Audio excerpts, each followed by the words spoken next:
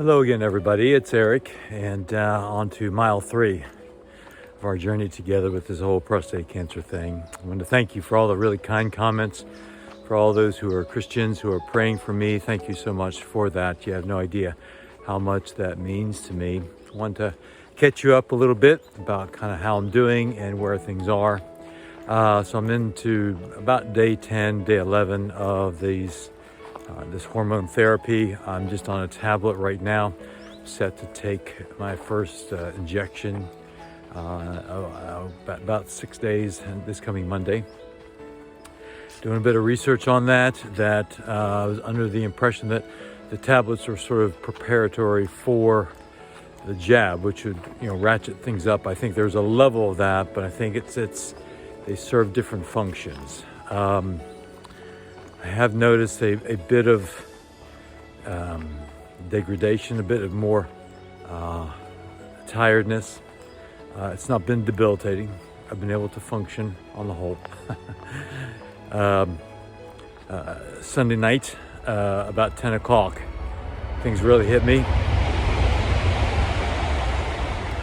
Sorry for the train. Things really hit me quite heavily. It was a fairly busy Sunday, but nothing totally out of the ordinary. But about 10 o'clock at night, it was all I could do to get myself upstairs, and so that was a bit of a rude awakening.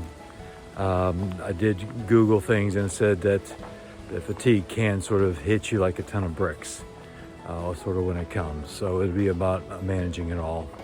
But I've been looking into how to try and best mitigate the potential side effects. One is exercise. For those who know me, I am a big exercise buff anyway. So I have joined the gym, and appreciate the guys down at the gym here in Roslington to help guide me, to help establish a bit of a routine. So I'm doing the gym 3 times a week, and then doing a walk 3 times a week. That is my current plan. Also food, just trying to do some research again. And I just saw a study that the latest information, apart from the normal, avoid alcohol, smoking, all those things I don't do anyway, but just taking care of yourself in general. But the biggest thing that did surprise me was it appears that animal protein, the likes of eggs and normal meat, you can't go too extreme on these things, but it says that it tends to, for prostate cancer, kind of work against and then promote the growth of the cancer. So I'm looking to go into more of a plant-based kind of protein regime, beans and the like, which I like. It's just a bit more effort. So from a taking care of myself perspective and trying to do everything that I can do to try and be proactive, that's kind of what I'm trying to educate myself on, and that's the direction that I want to go. Well, that was about a week ago, taking Diesel out for a walk and sort of thinking about things on where I was at that point. So today we're about a week on now, and I've been thinking about a number of things. The first thing that kind of comes to mind is, first of all, that I'm doing pretty well. I'm doing pretty well. Thank you again for all the comments and for the prayer and all the different things of support. I really appreciate that. I think one of the things that has been helpful is when I've tried to encourage and help other people who have come across a tragedy, a loss of someone or a loss of something, that you almost have to establish a new normal. And I came across this phrase some years ago, and it's been really helpful for me in my situation, because now I think I need to realize that I have to find a new normal in my life. I am optimistic that the course of action will be good. Will even potentially even bring me a cure. And I'm so thankful for that. But there are some challenges along the way, as this is a journey. One of the realities is about 2 weeks ago, whenever it was, I can't remember, quite recall, maybe a week ago or so. I had an appointment to visit the surgeon, or the potential for surgery that didn't work out. The surgery was not recommended. But there's a service within Doncaster called Firefly, which is an amazing thing. And they offer lifts to cancer patients to take them to Sheffield, which is about 35-40 minutes away, depending on traffic and so forth. But it'll pick them up. It will take you to Sheffield for whatever treatment and then bring you back. What a wonderful, amazing thing.